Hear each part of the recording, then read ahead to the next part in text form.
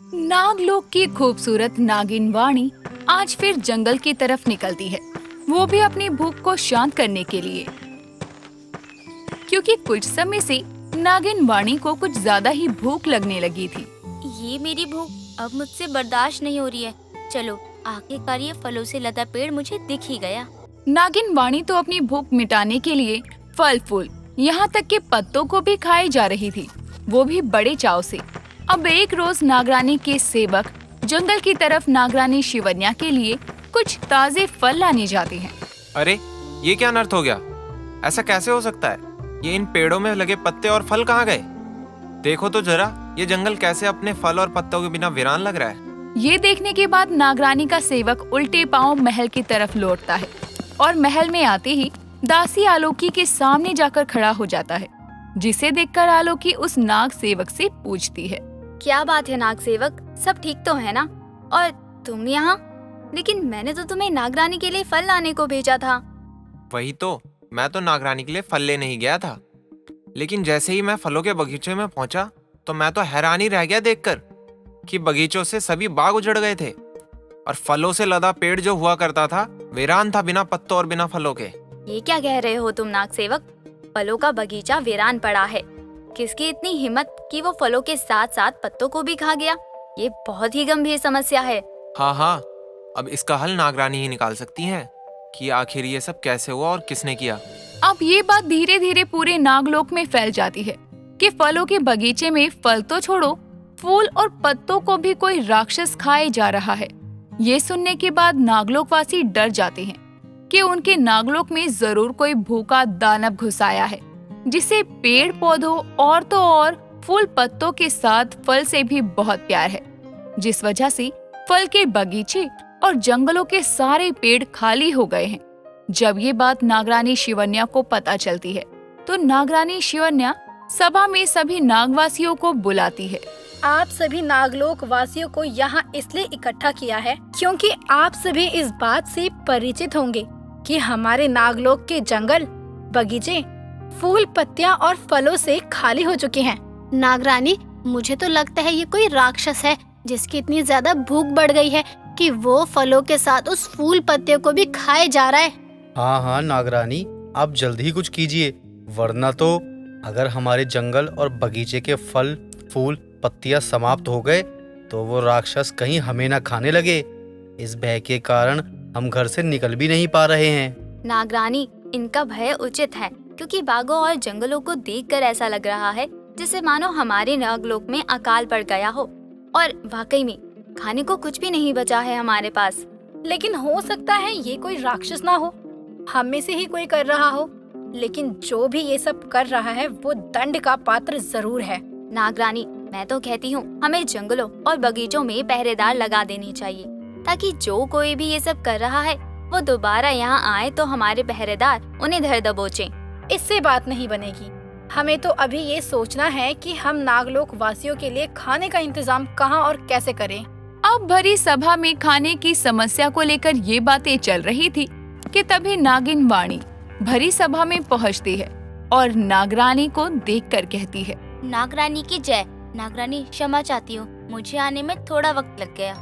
नागवासी नागिन वाणी को देखकर हैरान थे क्योंकि नागिन वाणी का पेट बहुत ज्यादा निकला हुआ था, जिस कारण वो सही से रेंग तक नहीं पा रही थी। नागिन वाणी, ऐसी हालत में आप सभा क्यों आई? नागरानी जी, आप इससे ये मत पूछिए कि ये ऐसी हालत में यहाँ क्यों आई, बल्कि इनसे तो आप ये पूछिए कि इनकी हालत ऐसे हुई कैसे। हे शिव जी, पहले ही नागलोक में नागलोकवासी भूख से मर रहे हैं, अब ये खुद क्या खाएगी और अपने अंदर पल रहे बच्चे को क्या खिलाएगी? वही तो, पहले कम परेशानी है जो तुम अब ऐसी हालत में बाहर घूम रही हो, वो भी बदनामी लिए। नहीं नागरानी जी, ये लोग गलत समझ रहे हैं, मैं पेट से नहीं हूँ। तो अगर तुम पेट से नहीं हो तो क्या ये तुम्हारा पेट खाने से निकला है? लेकिन तुम खाओगी भी कहाँ से जब नागलोक में खाने के लिए भी लाले पड़ रहे हैं? नागिन वाणी, आपसे ये उम्मीद नहीं की थी हमने कि आप कुछ ऐसा करेंगी जिससे हमारा सर शर्म से झुक जाए। अरे नागरानी, ये सब तो मेरी बातों को मान ही नहीं रहे हैं, लेकिन आप तो मुझे समझ सकती हो ना। वाणी, ये सब क्या है? ये जो भी बोल रहा है क्या वो सत्य है? क्या आप पेट से हैं? और अगर ऐसा है तो फिर इसमें आपको काफी कठिनाई होने वाली है, क्योंकि हमारे खाने के लिए अब कुछ नहीं बचा। आप भी इस बात से परिचित होंगी कि जंगल और बगीचे पूरी तरह से खाली पड़े हैं। असल में तो बगीचे और जंगलों के फूल, पत्तियां और फल तो वाणी ने ही खाए थे, लेकिन उसके बड़े हुए पेट को देखकर सबको यही लगता है कि वो माँ बनने वाली है, वो भी बिना शादी के। लेकिन अब वाणी नागरानी से कहती है, नागरानी जी, मुझे क्षमा कर दीजिएगा। ये सब जो भी हो रहा है वो मेरी वजह से हो रहा है। मैं ही इन सब की जिम्मेदार हूँ। नागिन वाणी, आप नागलोक वासियों की बातों का बुरा मत मानिएगा। हम खाने पीने का बहुत जल्द ही समाधान निकालते हैं। नागरानी जी, आपने मेरे लिए इतना सोचा, मैं इस बात से बहुत खुश हूँ। और अगर मैं कभी भविष्य में माँ बनी तो आपसे जरूर मिलूंगी, ताकि मेरे साथ मेरे बच्चे की अच्छे से देखभाल हो सके। तो अभी क्या ये दूसरे का बच्चा है? इसे भी तुम ही जानोगी। दरअसल बात ये है कि जंगल और बगीचों में जो भी फूल, फल और पत्तियां खत्म हुए हैं वो सब मैंने ही खाए हैं। क्या मतलब? तुम पेट से होने के बाद अपनी भूख के आगे किसी की भूख को ना देखते हुए फल, फूल और तो और पेड़ों में लगी पत्तियों को भी खा चुकी हो? नहीं नहीं नागरानी जी, मैं पेट से नहीं हूँ, बल्कि मेरी भूख अचानक ही इतनी बढ़ गई थी। मैंने फल तो खा लिए, लेकिन उससे भी मेरी भूख ना मिट सकी। फिर मैंने फूल, कली और पत्तियों से भी अपना पेट भरा, लेकिन उससे भी बात नहीं बनी, बल्कि मुझे अब भी बहुत तेज भूख लगी है। ये सब खाकर भी तुम्हारा पेट नहीं भरा? अब क्या तुम हमें खाओगी? तब जाकर तुम्हारी भूख शांत होगी। अगर ऐसी बात है तो नागिन वाणी, तुम्हें भी इन लोगों का सोचना चाहिए था ना, कि तुम्हारे इन भूख के कारण नागलोक वासियों का क्या होगा। उनके बच्चे भी तो भूख से तड़प रहे हैं। जब ये बात सभी को पता चलती है कि ये सब किया धरा नागिन वाणी का है, तो नागिन वाणी को गुस्से भरी निगाहों से सब देख रहे थे।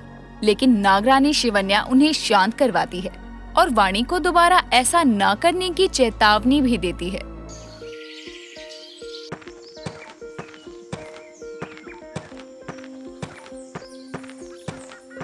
कितनी भूख लगी है, क्या करूं क्या करूं। नागरानी ने भी मुझे जंगल और बगीचे में ना जाने की चेतावनी दी है, लेकिन मेरी भूख तो एक दो फल खाने से मिट ही नहीं रही है।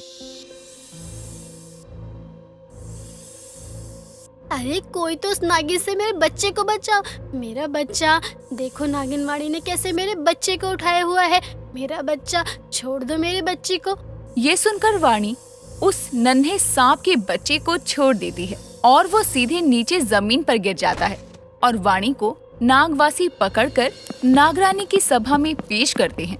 अब इसने ऐसा क्या खा लिया जो इसे आप सब ऐसे पकड़ कर ला रहे हैं? अरे नागरानी जी, इसका आप कुछ कीजिए। इसने तो अब हमारे बच्चों पर हमला करना शुरू कर दिया है। अगर हम अपने बच्चों के पास ना रहें तो ये तो बिना कुछ सोचे समझे उन्हें खा ही जाएगी। हाँ हाँ नागरानी जी, अभी अभी इसने मेरे बच्चे पर हमला किया। अगर मैं वहाँ नहीं होती तो आज मेरा बच्चा मेरे साथ नहीं होता। वाणी, मैंने तुम्हें चेतावनी दी थी, लेकिन मुझे नहीं लगता कि तुम अपनी भूख को कंट्रोल कर पा रही हो। नागरानी जी, मेरी भूख अब 2-4 फल खाकर नहीं मिट पा रही है। मुझे ना जाने इतनी भूख क्यों लग रही है। आप चाहे तो मुझे कैद कर लो, मेरी इसमें कोई गलती नहीं है। वाणी, धैर्य रखो, सब ठीक हो जाएगा। दासी आलोकी, वाणी को छोड़ दिया जाए। और वाणी, आप सीधे मेरी आंखों में आंखें डाल कर देखो। अब नागरानी और नागिन वाणी एक दूसरे की आंखों में देख ही रहे थे कि तभी नागरानी अपनी शक्तियों का पूरा इस्तेमाल करती है। आलोकी, वाणी के लिए कुछ फल लाए जाए। नागिन वाणी, ये तुम्हारे लिए। तुम्हें अभी भूख लगी थी ना? अरे नहीं नहीं, मैं तो पूरे दिन में सिर्फ एक बार ही खाती हूँ, मुझे भूख नहीं है। नागिन वाणी, इसे आप अपने साथ ले जाएं, वो भी कल के लिए। आज तो आपको अब रात में भूख लगने वाली नहीं है। जी नागरानी जी, मैं चलती हूँ। मुझे कुछ समय के लिए अपने ऊपर ध्यान भी तो देना होगा।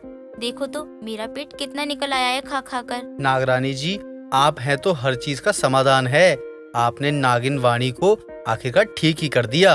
अपने नागलोक वासियों की सेवा ही मेरा धर्म है, और नागिन वाणी ने ऐसा फल खा लिया था जिससे उसकी भूख और बढ़ती जा रही थी। तो इस तरह नागिन वाणी की भूख को नागरानी शिवन्या कम करती है, वरना तो वो फल के साथ साथ फूल, पत्तियां तक खाती ही जा रही थी।